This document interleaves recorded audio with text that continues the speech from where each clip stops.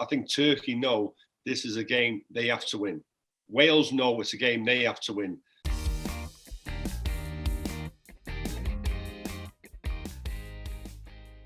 Euro 2020 is well and truly up and running.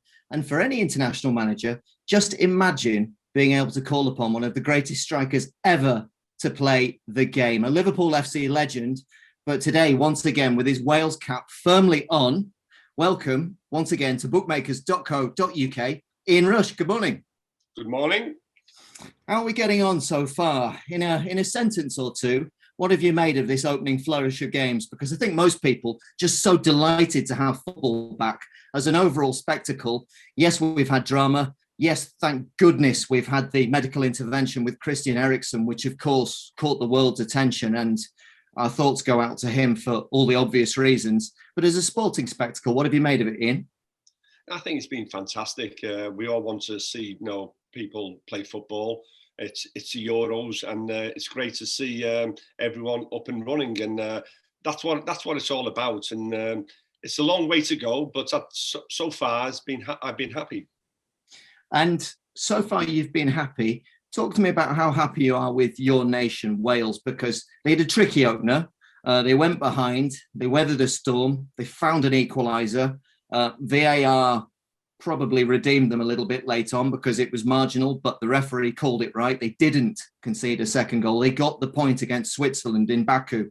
Glass half full, glass half empty. How do you call it? I would say glass half full, because at the end of the day, Switzerland are a good side. But when I look at it again, I look at it as that we went 1-0 down. Wales are normally good at keeping clean sheets. They went a goal down, and then I think they started to believe in themselves, and they got the equaliser. And I think, in a way, it's like you winning the game. That's what it's all about. Like you winning the game. Even though we drew the game, it's like winning the game. Give the lads belief. And I think now they believe that they can go on and beat Turkey. And in my opinion, it's all about believing in yourselves. And before Switzerland scored, they weren't sure. But once Switzerland scored, Wales came back at them. And for me, it was like a victory. So I'm really, really happy with it at the moment. Momentum is a vital commodity. We know that in all sports. Last time you spoke to bookmakers.co.uk, Ian, you gave a really fascinating answer where you explained about the younger players actually rising to the challenge and allowing the more established senior figures to relax and play their game. And yet, actually, the game that I watched, I thought that Gareth Bale and Aaron Ramsey, for their part, were probably pretty quiet and can do more. That must be quite promising if those two have still got more to give. Yes, without doubt. I think look at Ramsey and look at Bale. They weren't at the best, but we still drew. So, and one thing you can guarantee from these world-class players like Bale and Ramsey, they will come good.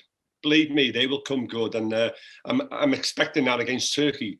One of them will come good, and hopefully Wales will win a game. But for the younger generation, they stood up. But I still believe in the experience and the younger generation connecting with each other. So now it's time for the experienced players to stand up and take the game to Turkey. And I'm sure Bale and Ramsey will have that on their minds when they play them. And of course, they're going to need service. They're going to need supply. And a key part of that function and that chain is the Manchester United winger, Daniel James, who showed moments, certainly against Switzerland. He had a part in the lead up to the goal. Then he was substituted, perhaps to try and conserve his legs for later in the tournament, maybe just because he'd given his absolute maximum. How did you sum up his performance, Ian, Dan James, on the day on Saturday? Yeah, I thought he played well. He's very dangerous because he's so quick. He can get past defenders. That's what it's all about. And you're right there when you say they've got to play 3 games in a week. So you need to save your energy in certain times. And when Dan James went off, Brooks came on, and Brooks done really well. Mm-hmm. So when you look at that, I think, we have got players now that can come off the bench and contribute to the team. And that's what it's all about. It's not just the 11 players on the pitch. It's about the squad. And I look at the Welsh squad where we got 3 or 4 different players that come off the bench and make a difference. And Brooks done that when he came on. He made a difference as well. But Dan James, I'm pretty certain, will start against Turkey. And you talk about, obviously, those moments of threat and worry. The man who supplied the equaliser, and it was really a symbolic performance because, of course, he had a bloodied head. He had the bandage on. That's always a headline in itself. Kiefer Moore, that was a warrior-like performance to actually stand up and be counted and find that vital equaliser. Impressive. I'm so proud of him, to tell you the truth, because he's normally, when you play with that number 9 up there, you're the one that take all the stick, do everything, and the people get the rebounds off him and they get all the glory. But for him to score that goal, I was so proud of him. He was absolutely amazing. And one thing you'll get from Moore is that he'll give you 100%. And when you look at his head injury and the heading, even defending, he was very good at defending headers as well. So for me, it was, I was so happy that he got the equaliser. And this is what I'm trying to say is that you need, I think he will start against Turkey.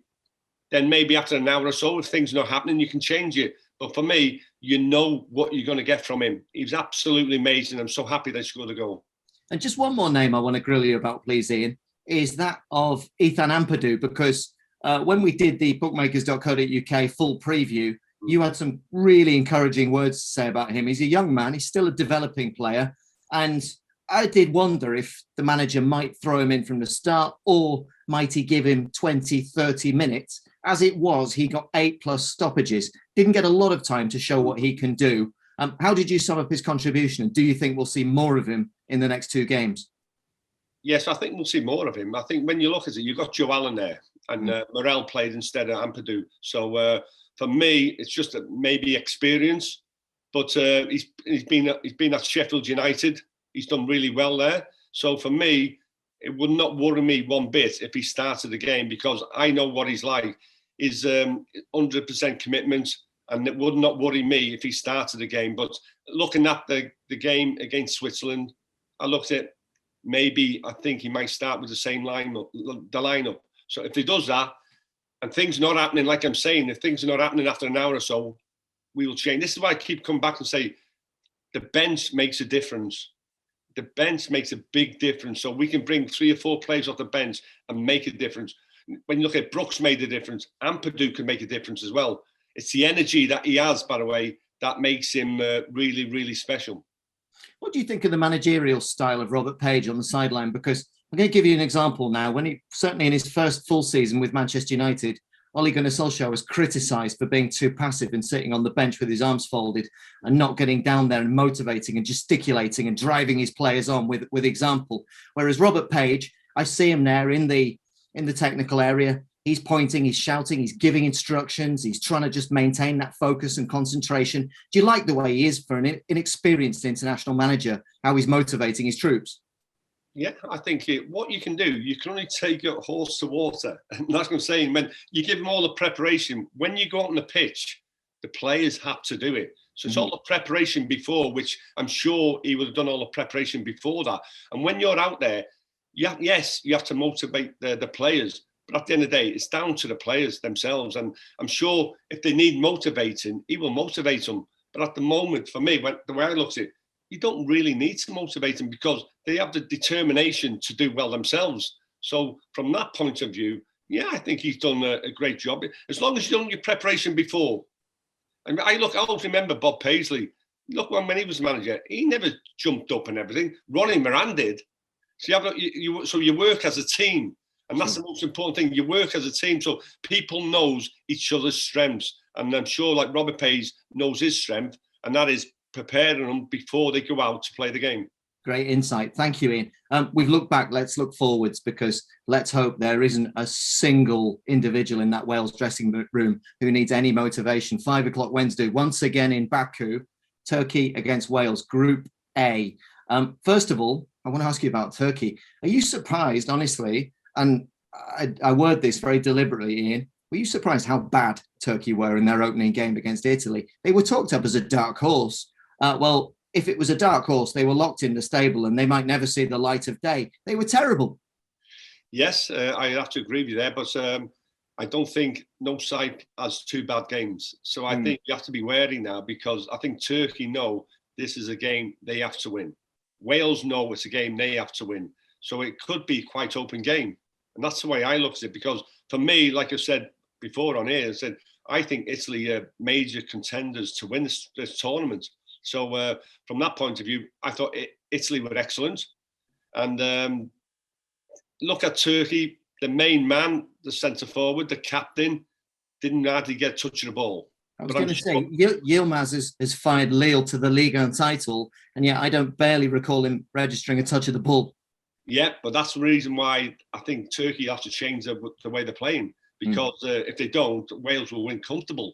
So from that point of view, I look at it where Turkey have to change the game because they know they have to win the game. And this is why I think it'll be quite open game, where Wales know they have to win the game as well. So it's going to be very fascinating. But I'll be very surprised if Turkey play the same way as they did against Italy.